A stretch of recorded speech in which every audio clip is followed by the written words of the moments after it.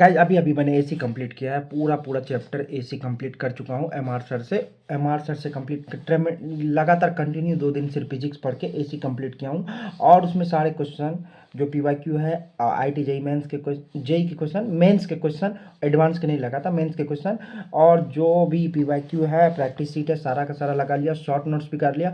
वापस से मैंने एमआर सर जो रिवीजन कराए थे इंस्टेंट करने के बाद वो रिवीजन भी लेक्चर में अटेंड किया, उसमें जितना सारा क्वेश्चन था सब के सब किया। चलो मैं तुम्हें दिखाता हूँ क्या क्या मैंने किया, शॉर्ट नोट्स कैसे बनाए, कहाँ से क्या क्या किया हूँ, एवरीथिंग, ईच एंड एवरीथिंग, एक एक लाइन तुम्हें पूरा वीडियो में दिखाता हूँ। तो वीडियो को पूरा देखना, कंटिन्यू वीडियो में बने रहना।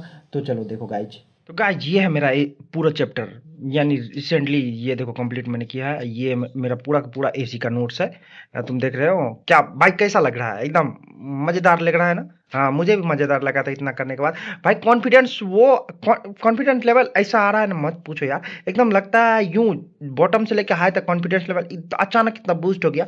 एक चैप्टर खत्म करने के बाद लगता है कूल, हाँ फीलिंग, मैं अभी नीट क्रैक कर दूं। लेकिन भाई इतना मुझे समझना पड़ेगा कि एक चैप्टर से मैक्सिमम 2 से 3 सवाल आता है और वो 12 नंबर है। मान गए 12 नंबर रैंक बूस्ट कर सकता है, लेकिन 12 नंबर सिलेक्शन नहीं दिला सकता। लेकिन इसलिए मुझे सारा कुछ करना पड़ेगा, तुम लोग भी समझ सकते हो। तो चलो अपने मेन मुद्दे पर आता है, मैंने क्या क्या किया हूँ वो दिखाता हूँ। सबसे पहले मैंने जो नोट से किया हूँ वो अलग बात है। यहाँ से उत्थान बैच से मैंने क्वेश्चन प्रैक्टिस मैंने किया था, उसके साथ साथ मैंने शॉर्ट नोट्स भी यहाँ अटैच किया हूँ। देखो ये गाइस, ये रहा मेरा शॉर्ट नोट्स पहला पेज पे। मतलब एसी का स्टार्टिंग यहाँ से हो रहा है।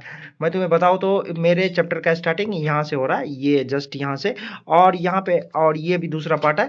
तो यहाँ तक मैंने इनिशियली इंस्टेंट रिवीजन के लिए यहीं पे चिपका दिया हूँ एकदम शॉर्ट नोट्स ऊपर। अगर तुम्हें मेरी नोट्स चाहिए और ऐसा चाहिए पूरा बना बनाया हुआ, तो तुम मुझे बोल सकते हो, जो भी बोलना है बोल सकते हो। मैं कम्युनिटी में कोई टेलीग्राम वेलीग्राम ज्वाइन नहीं करना है, सारा का सारा फोटो क्लिक करके मैं कम्युनिटी में डाल दूंगा, वहां से तुम ले सकते हो।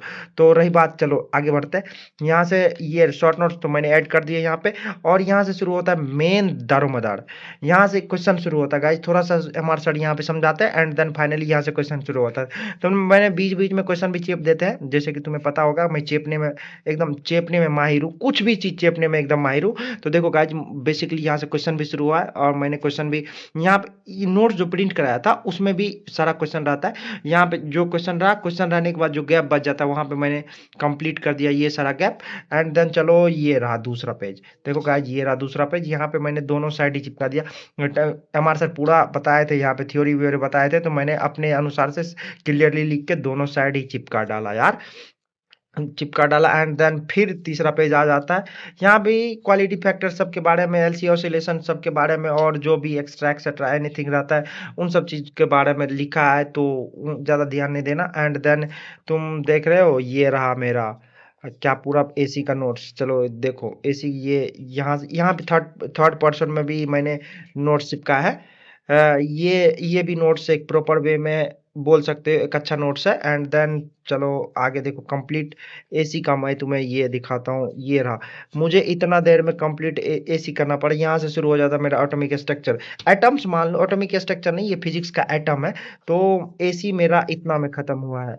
तो मैं तुम्हें 3 4 चीज बताना चाहता हूँ गाइज, एसी मेरा इतना में खत्म हुआ है, तो मैं तुम्हें 3 4 चीज बताना चाहता हूँ गाइज। हर एक साल एसी से दो दो क्वेश्चन मिनिमम है, 2 क्वेश्चन मिनिमम आता है। सबसे इंपॉर्टेंट टॉपिक होता है LC oscillation, LC oscillation, and then कुछ बेसिक फेज डिफरेंस, या एक्सर तुम बोल सकते हो, या वी नेट निकालना, वी आर एम एस निकालना, या आई नॉट निकालना। ये सब कुछ इंपॉर्टेंट टर्म एंड कंडीशन है जो तुम्हें हर क्वेश्चन में मांगते हैं और पूछते हैं।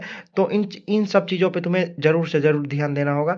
एंड रही बात कि अगर तुम कितने बार रिवाइज करोगे, भाई मैं नहीं बता सकता कितनी बार तुम रिवाइज करोगे, तुम्हें खुद मोटिवेट होना पड़ेगा कि जितना, सबका अपना अपना कैपेसिटी होता है। कोई एक बार में रिवाइज कर खत्म कर देता है, कोई 2 बार में, कोई 3 बार में।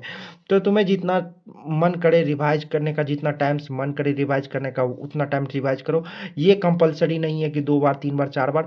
मैं इसे बना दिया हूँ भाई, मैं जितना, मेरा जितना है कि मैं बताता हूँ, मुझे 4 से 5 रिवीजन चाहिए, मिनिमम 4 मैक्सिमम 5 से 6 रिवीजन चाहिए, इतना में मैं कुछ कर पाऊंगा।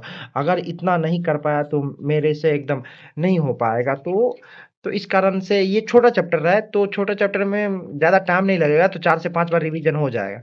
अंत तक आते-आते मैं 10 रिवीजन कर दूँगा गाइज़। अगर तुम मेरे साथ रिवीजन करना चाहते हो तो मैं टारगेट कम्युनिटी में लिखूँगा, तुम बताना, टारगेट मैं दूँगा, वो लेंगे, साथ में बढ़ेंगे, साथ में सीखेंगे, साथ में बढ़ेंगे और रोज़ का डेली का टारगेट डेली कंप्लीट करेंगे गाइज़।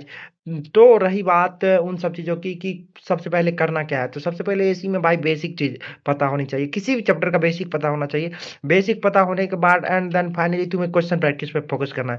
जितना तुम क्वेश्चन करोगे उतना आगे बढ़ोगे। क्वेश्चन नहीं करोगे, नहीं बढ़ोगे। क्वेश्चन से कांसेप्ट डेवलप होगा।